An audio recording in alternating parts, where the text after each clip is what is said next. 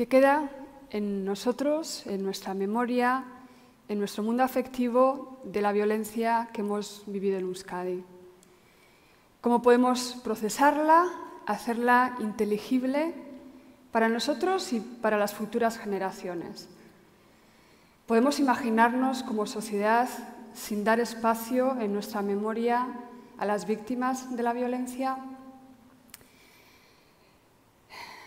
Yo les voy a proponer hoy que pensemos en estas preguntas y que lo hagamos a través de una figura un poco peculiar, que es el fantasma.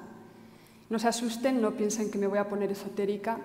No les voy a hablar de fantasmas como seres sobrenaturales, sino como presencias en nuestro presente de un pasado irresuelto, un pasado que vuelve repetidamente a llamarnos la atención, a señalarnos las cuentas que tenemos pendientes. Los fantasmas de los que les voy a hablar hoy son las víctimas directas de la violencia, cuya apelación a la justicia tenemos que atender. Voy a empezar contándoles una historia. Hay una mujer en mi pueblo, vamos a llamarla Carmen, a la que yo conozco desde que era niña. Mis recuerdos la sitúan en dos lugares específicos. Uno, una tienda que tenía mi madre, a la que Carmen solía ir por las tardes a charlar con mi abuela, con la que se llevaba muy bien. Y otro es el puerto de mi pueblo, donde Carmen tenía y tiene un pequeño puesto de pescado. Entonces, hace unos años, en una visita quizá a casa de mis padres, acompañé a mi madre a comprar pescado al puerto y a visitar a Carmen, a quien hacía tiempo que no veía. Entonces, mientras nos preparaba unos chicharros que le acabamos de comprar, nos hablaba de su vida y nos contaba que ya tenía 77 años, pero que no se quería jubilar, que a ella le gustaba mucho su trabajo y que qué iba a hacer en casa muerta del aburrimiento. Y a mí me llamó mucho la atención la facilidad con la que se movía detrás de su puesto, la alegría con la que hablaba y el lenguaje colorido que usaba para hacerlo. Y cuando nos despedimos de ella, mi madre me contó una historia de Carmen que yo no sabía. Era viuda de una víctima de ETA, una de esas víctimas colaterales a las que nadie hacía caso en los años 80. Y a mí me sorprendió mucho no saber esa historia, sobre todo teniendo en cuenta que por aquellos años ella había estado bastante presente en mi vida. Entonces mi madre me dijo que Carmen jamás habló del asesinato de su marido, que continuó vendiendo su puesto como si nada hubiera pasado y que posiblemente trabajó durante tantos años como forma de sobrellevar un duelo que no podía hacer público. Entonces, a mí en ese momento me entraron muchas ganas de hablar con ella, de preguntarle cuántos gestos de solidaridad había recibido al morir su marido, cómo había sido vivir rodeada de consignas que defendían a aquellos que lo asesinaron, o cómo era relacionarse con gente que a escasos 100 metros de su puesto gritaba «ETA, mátalos». Pero por mucho tiempo no me atreví a hacerlo. No sé si era por respeto a ese silencio que ella decidió guardar o que no tuvo más remedio que guardar, por miedo a causarle un dolor innecesario, a remover sus heridas, o porque yo también era cómplice de ese silencio que ha rodeado a las víctimas de ETA. Y también, además, me daba la sensación de que yo había visto a esta mujer sin verla, porque no había visto su sufrimiento. Hasta que un día lo hice. Estaba tan nerviosa que me salió un balbuceo como «Carmen, ¿crees algún día igual tú me puedes contar lo que supuso para ti todo aquello?» Y dije todo aquello, ni siquiera pude decir el asesinato de tu marido. Y Carmen me dijo que no, rotundamente, que hablar de todo aquello le hacía mucho daño. Y en ese momento sentí vergüenza y tristeza. Vergüenza porque sabía que me había metido en un territorio privado y doloroso sin haber sido invitada. Y tristeza porque sabía que detrás de ese dolor, o sea, detrás de ese no, había un dolor muy profundo. Y no puedo más que pensar que esa pregunta llegó demasiado tarde, que el dolor, el aislamiento, la soledad, la frustración, el silencio de Carmen había estado fermentándose demasiados años. Van 40 y sigue contando. Entonces, El marido de Carmen, la presencia de su ausencia no la ha abandonado. Y a mí tampoco. De alguna manera me ha acompañado en mis intentos de comprensión de la violencia que hemos vivido.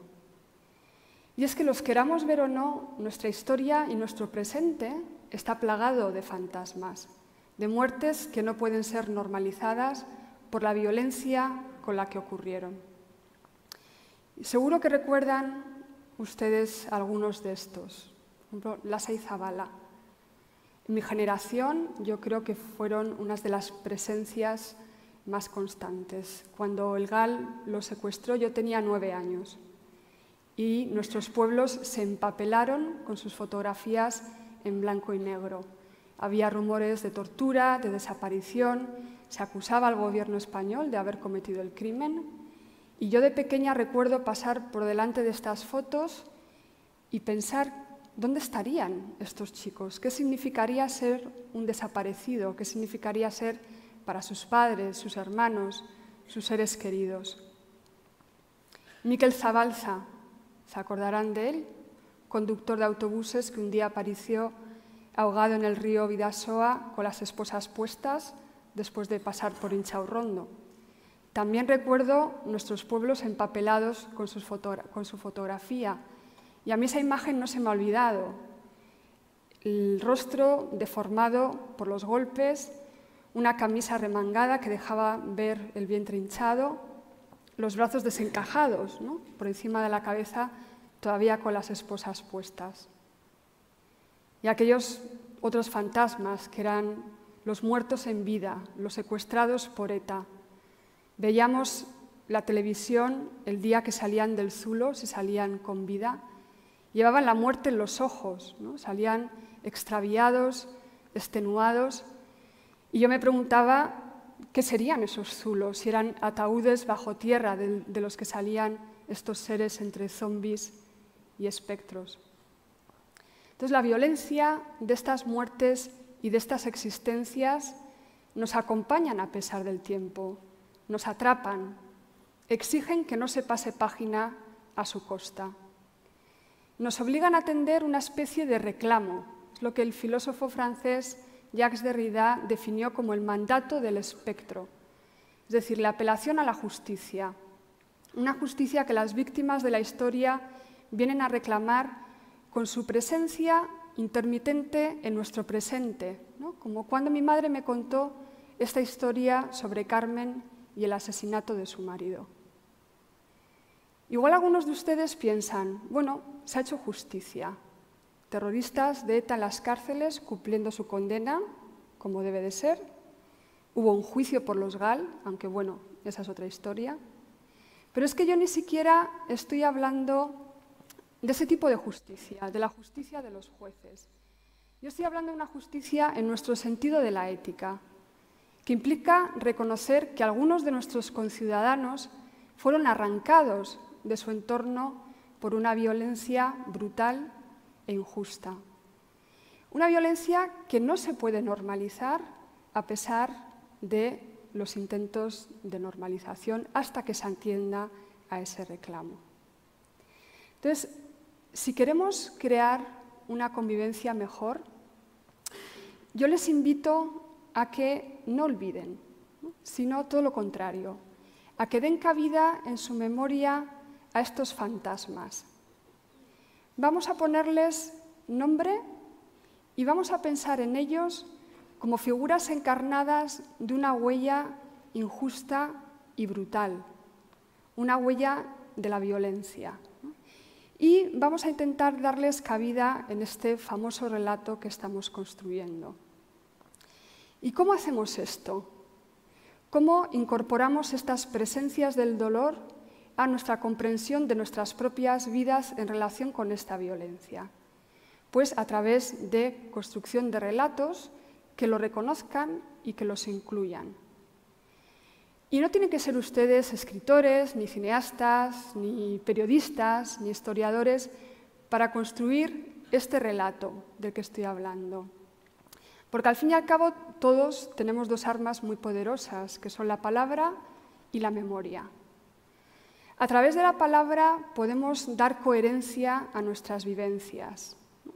Podemos también afinar nuestro sentido de lo que está bien y de lo que está mal. Podemos también imaginar y sentir experiencias que no hemos vivido, incluso el dolor que ha sentido otra persona.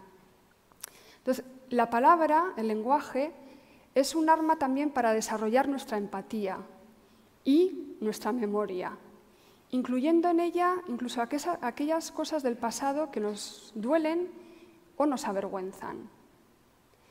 Entonces, hay cosas del pasado que no vamos a poder cambiar, que van a permanecer siempre en él como memorias del dolor y de la vergüenza. Pero desde el aquí y el ahora sí podemos crear un relato lo más honesto posible sobre lo que hemos visto y de lo que hemos vivido, también de lo que hemos hecho y de lo que no hemos hecho. Entonces, lo que yo les invito es a que piensen en estos fantasmas, ¿no? Piensen qué relación han tenido en sus vidas y que a partir de esa preocupación por la justicia les concedan el derecho a una memoria hospitalaria. Es decir, una memoria que los incluya y los reconozca. Entonces, lo que les invito es que construyan esa memoria y que incluyan en ella aquellos momentos, aquellas presencias del dolor, aquellos recuerdos que tienen que ver con esta violencia, para que entre todos podamos construir un relato ético y empático en el que primen los principios de verdad, justicia y reparación. Gracias.